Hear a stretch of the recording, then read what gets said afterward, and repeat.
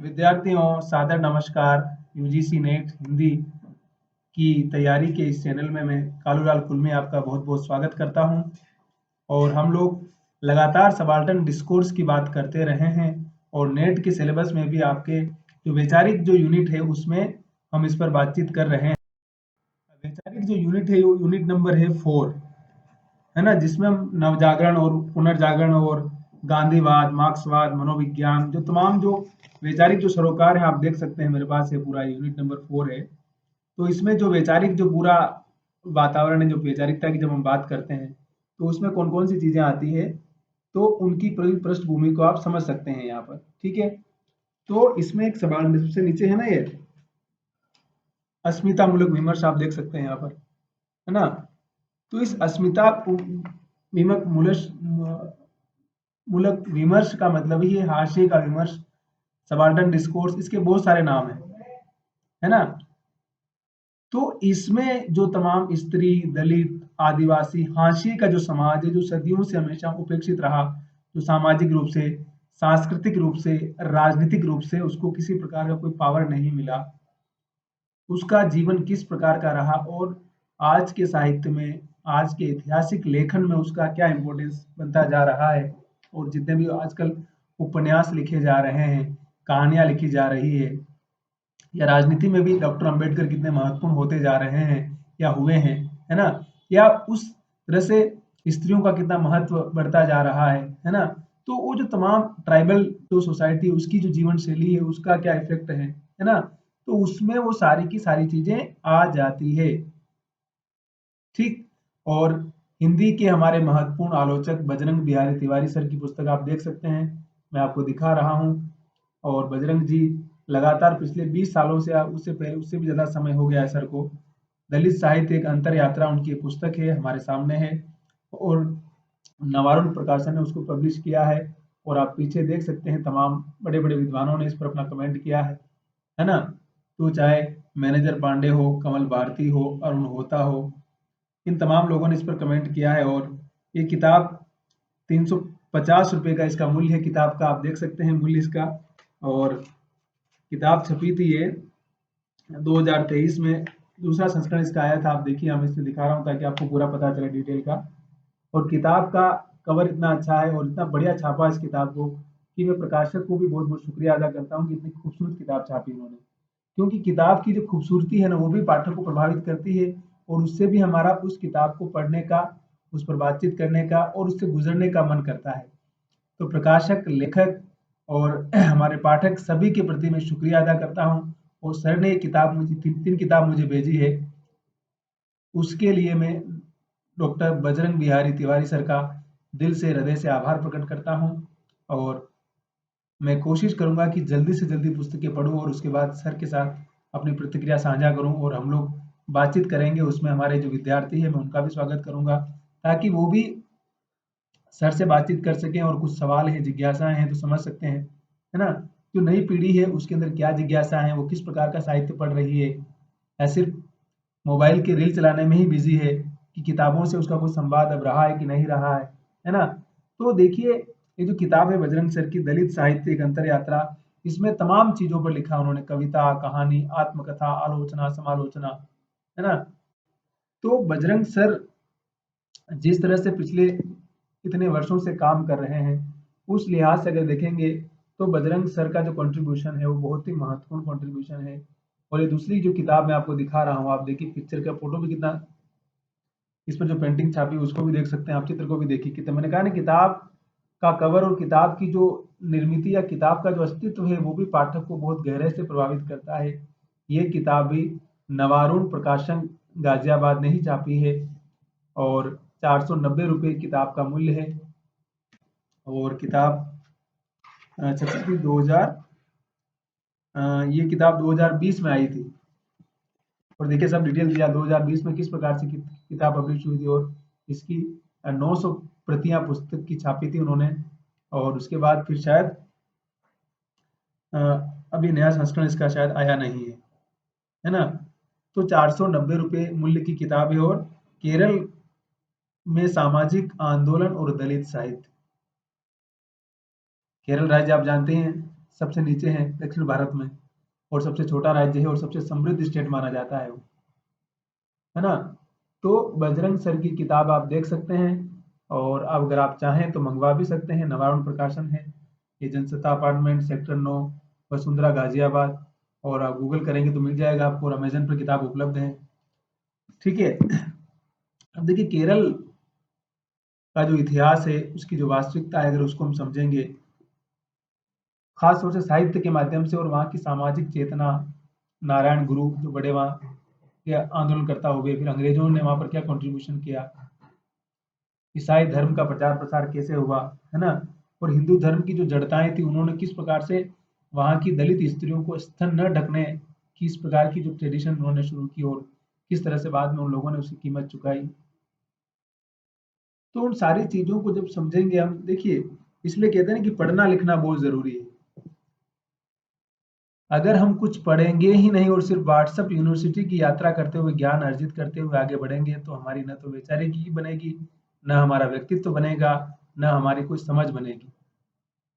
तो पढ़ना लिखना बहुत ज़रूरी है। अगर हम पढ़ रहे हैं और लिख रहे हैं तो ये बहुत ही महत्वपूर्ण बात है। तो अपने आप हम रोजगार भी अर्जित करेंगे, पढ़ेंगे लिखेंगे तो अच्छी नौकरी भी मिलेगी, काम धंधा भी करेंगे, समझ भी बनेगी हमारी, और हम किसी भी तरह से किसी दूसरे पर डिपेंड रहने की दशा या दूरदशा के शिकार नहीं होंगे। तीसरी किताब है सर की दलित कविता प्रश्न और परिप्रेक्ष्य। किताब देख लीजिए, सेतु प्रकाशन ने छापी है इसको, और ये किताब और इसका जो प्रकाशन है वो देखिए कब हुआ है, 2024 में किताब छपी थी, और किस तरह से सारा डिटेल दिया और सर ने किसको समर्पित किया वो भी आप देख सकते हैं।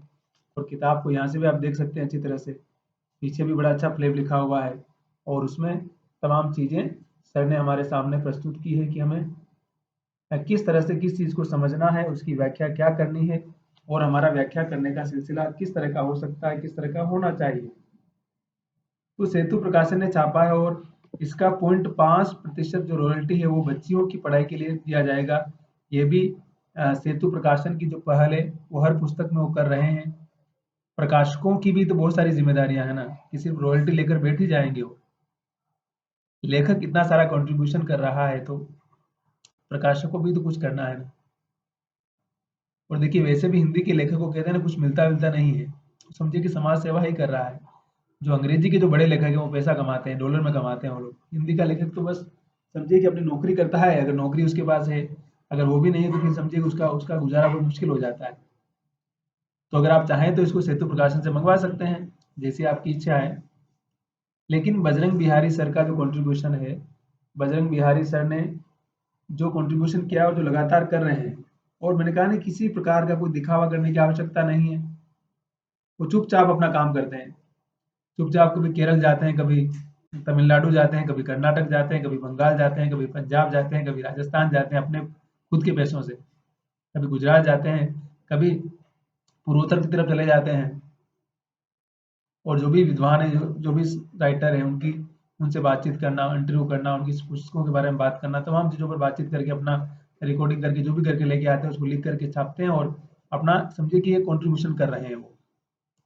और मैंने कहा नहीं कि आजकल जितना अधिक दुनिया में लोग दिखावा करते हैं, जितना ढोंग करते हैं, उन सारी चीज़ों के बरक्स सर अपना चुपचाप काम करने में विश्वास करते हैं। और मैं कहूँगा कि इस प्रकार के लोग वैसे भी आजकल कम होते जा रहे हैं हमारे समाज में आसपास। आदमी करता तो 1 रुपए का और दिखाता 5 लाख रुपए का। दिखावा करने की एक अंतहीन होड़ चल रही है सब तरफ। ऐसे में आप अपना चुपचाप काम करें, ये भी अपने आप में एक बहुत बड़ी बात है कि हम अपने आप को उस अनुशासन में डाल पाएँ, और वो अनुशासन हमें एक ऐसे संसार में ले जाए जहाँ से हम अपनी वैचारिकी को भी निर्मित कर पाएँ, अपनी सोच को भी समृद्ध कर पाएँ, और निरंतर साधना करते हुए ज्ञान को अर्जित करने की जो प्रक्रिया है, जो प्रोसेस है, उसको भी महत्वपूर्ण बना पाएँ। तो सर की किताब है केरल का सामाजिक आंदोलन और दलित जो साहित्य है उसके बारे में। ये किताब भले ही मोटी है, थोड़ी मोटी दिख रही किताब है, लेकिन इस किताब को हम पढ़ेंगे तो मुझे यकीन है कि बहुत सारा ज्ञान, बहुत सारी समझ और बहुत सारी नई चीज़ें सीखने को मिलेगी। और मैंने कहा ना कि हम लोग तुरंत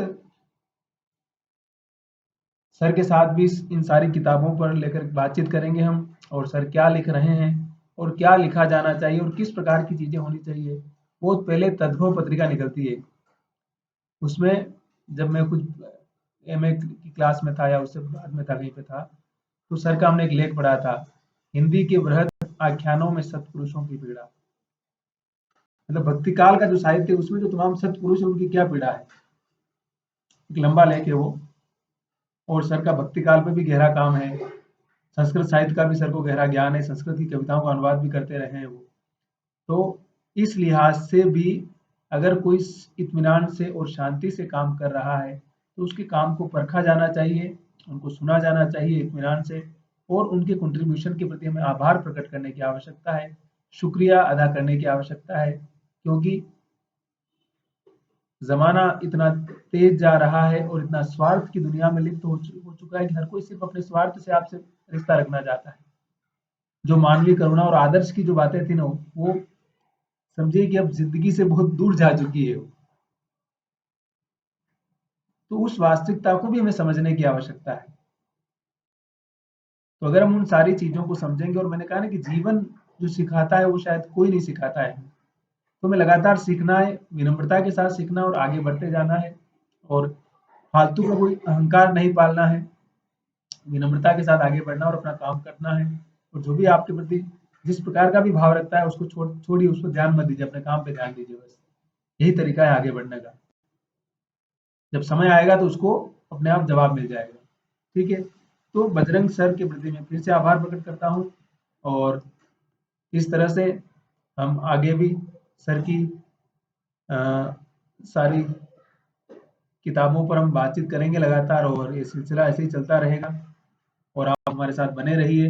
मैंने कहा ना कि अगर आपकी कविता की आलोचना में रुचि है तो ये किताब मंगवा सकते हैं, और सामाजिक जीवन को समझना चाहते हैं तो ये किताब मंगवा सकते हैं, और दलित साहित्यिक अंतर यात्रा को समझना चाहते हैं और तमाम विधाओं को समझना चाहते हैं तो इस किताब से आप रूबरू हो सकते हैं, और हम बैठेंगे इन सारी किताबों पर लंबी बातचीत करेंगे।